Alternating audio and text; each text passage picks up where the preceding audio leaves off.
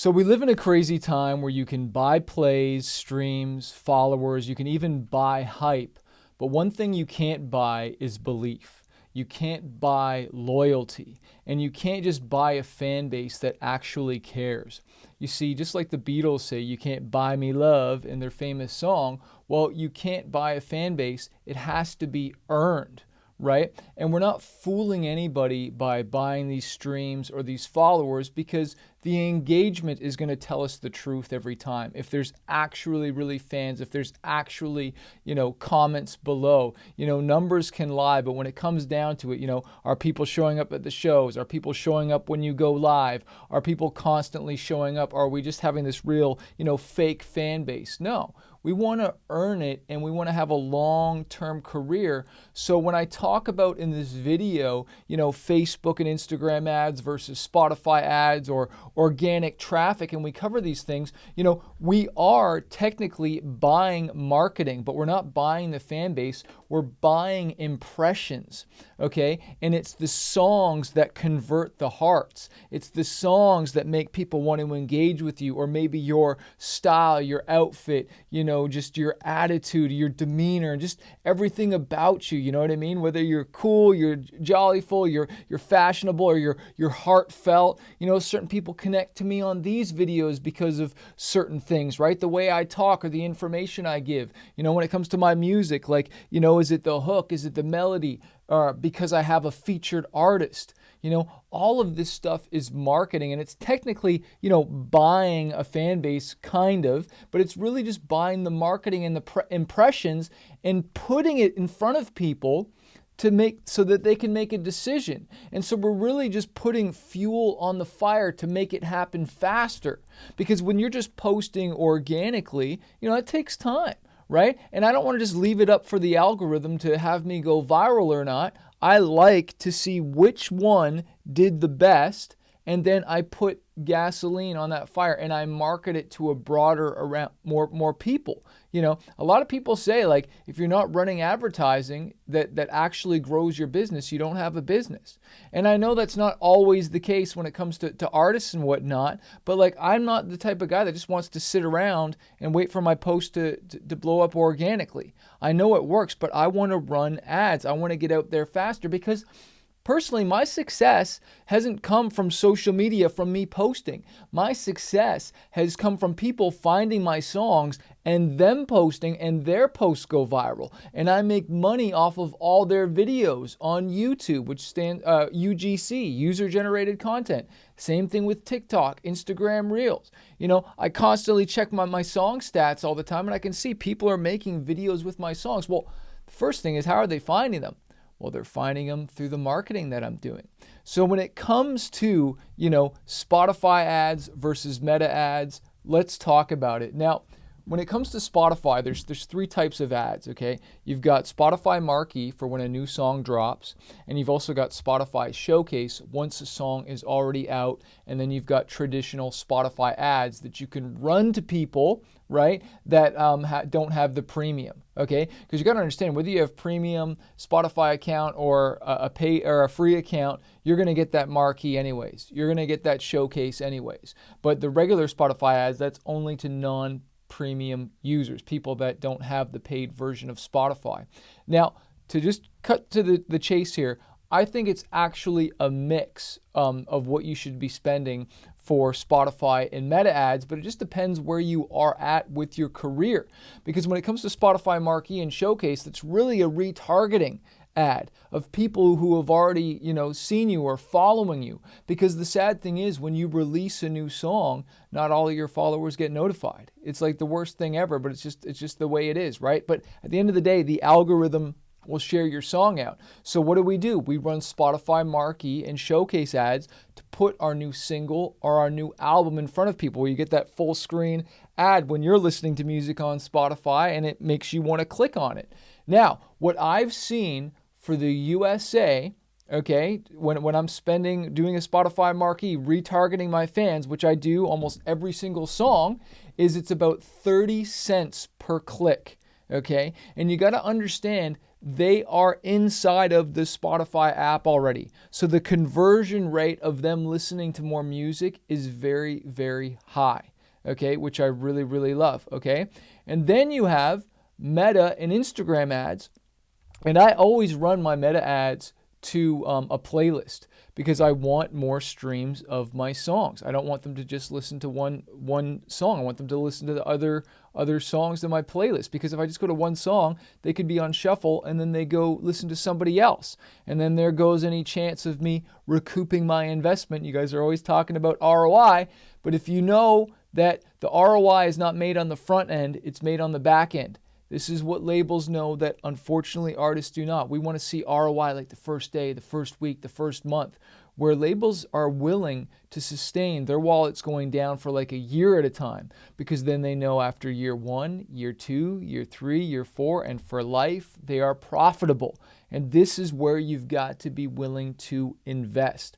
I said this in the other video. You don't ask for your ROI on the song when you're paying your producer. You don't ask for ROI on the mix engineer. Hey, what's my ROI going to be?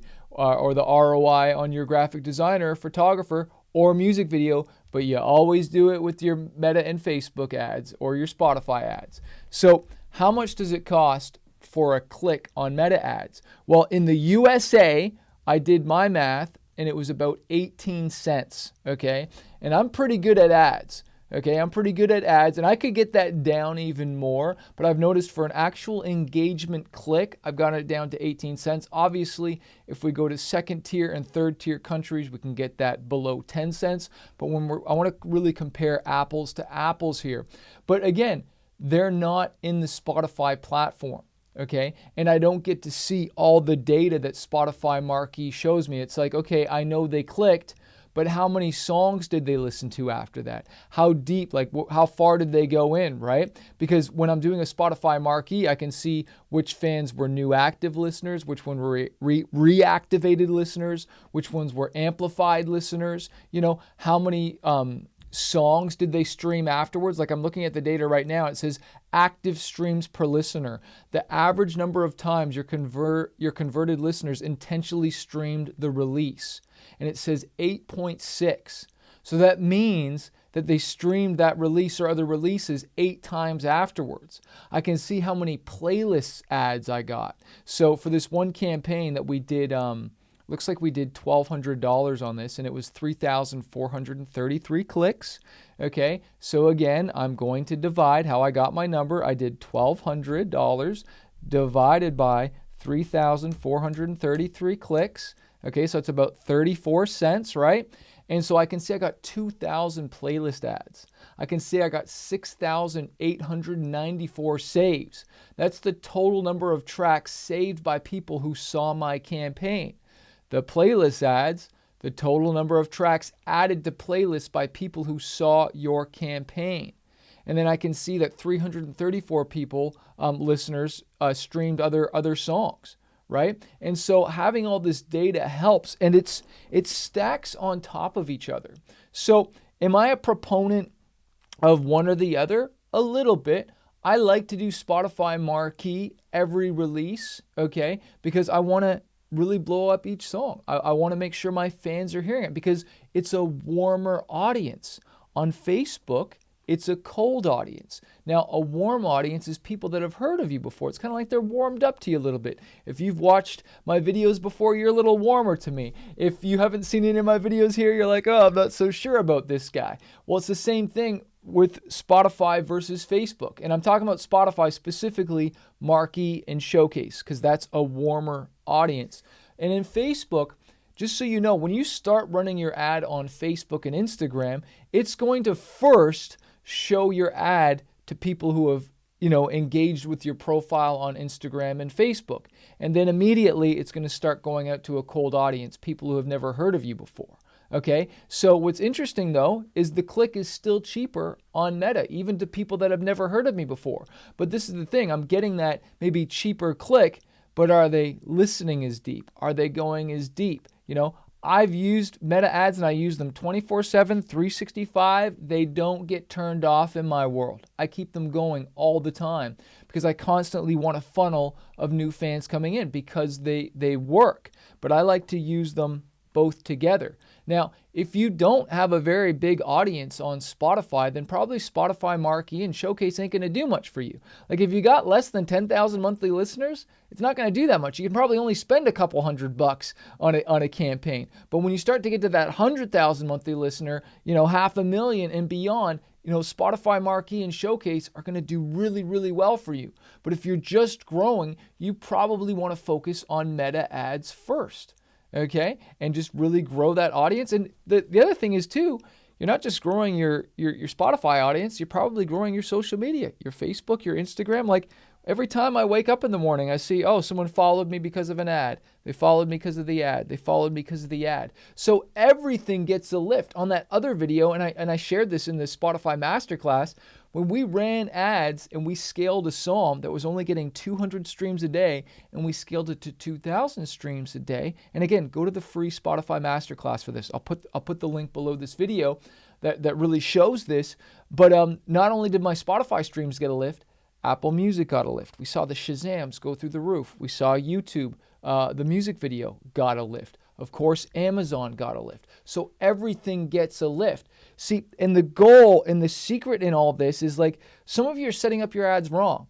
And this is why you need to come to my Spotify challenge, or you need to, think about working with us and coaching with us and have me and my team set up your ads for you, because you're spending $100 and it's costing you 60 cents a click because you don't know what you're doing.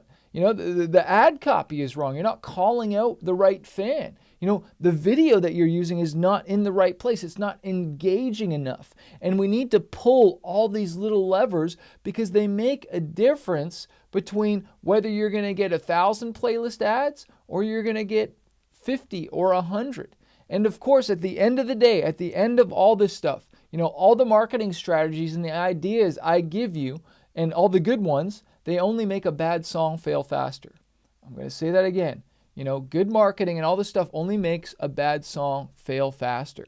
And for some of you, you're so quick to want to jump into the marketing in this, which is great, but the song ain't there, man. Sometimes I hear some of these songs, guys, and the vocals aren't properly tuned. There's not a real hook. The drums, the guitars, they sound like they're in a tin can. And I hear the songs on Submit Hub as well, too, and Playlist Push in different places where I'm a curator. And it's just like, come on, man. Put that into the music. Like, let's get that to where it is and then make it commercially available for the market, right? Because and I get it. You got to start somewhere. That's fine. But it doesn't cost that much to get your song mixed and get it sounding really great and then amplifying that thing. Because I'll tell you this, out of all the things that you can do to market your music, the best thing that you can have is a musical masterpiece. Okay? A freaking hit song. It just makes all of this marketing so much easier. Because if you're running ads, and I'm talking $5-10 a day, that's a good place to start. But you got to understand when it comes to Meta ads, and we're all trying to just spend as little as we can, you want to spend as little as you can, but then what do you think the impact is going to be? If I pull up my Facebook and Instagram ads, what it costs for 1,000 impressions, just to get people to hear it, if I'm looking at right now, one ad, we spent $300, okay? That reached 20,000 people. That's not a lot of people, right? 38,000 views, okay? And that got $300 got us, like I said, 30 cents. That's Canadian, so it's messing with you. That's 18 cents. So let's do American dollars here. There's only $1, and that's the American dollar. You know what I'm saying? Okay, so $181, okay? So 181 US. Got me 1,000 clicks and 20,000 people, okay? And that's not enough, and that's just for one campaign. When I add it all up, we're getting hundreds of thousands. So the point is, you want to move the needle and you want millions of people to stream your songs and you want your streams to go up, but you're spending $5-10 a day. I'm sorry, it's not going to happen. Well, what do I got to spend to move the needle? At least 50 a day? If you really want to scale, 100 a day. And what's 100 a day? That's $3,000 in a month. I know some of you, And obviously I have coaching programs and whatnot too, but you're so quick to spend thousands of dollars on a course or a coaching, and you need that sometimes, but then you won't spend it on the marketing, or you'll spend $3,000 on a song, you'll spend $3,000 on it, you'll spend $5,000, $10,000 on a music video. Some of you girls will spend $3,000 on a purse, or you spend a lot on the clothes for the video, but then you won't even spend a fraction of that marketing the video. Are you picking up what I'm putting down here? Okay, I freaking love you. Come to the next Spotify 5-day challenge where you can ask questions, or get one of our books, get Spotify Profits 2.0, but get in the game and don't be afraid to waste money. And it's okay to start at $5-10 a day, and then you optimize and you get it better and you get it better, and then you scale that sucker up, okay?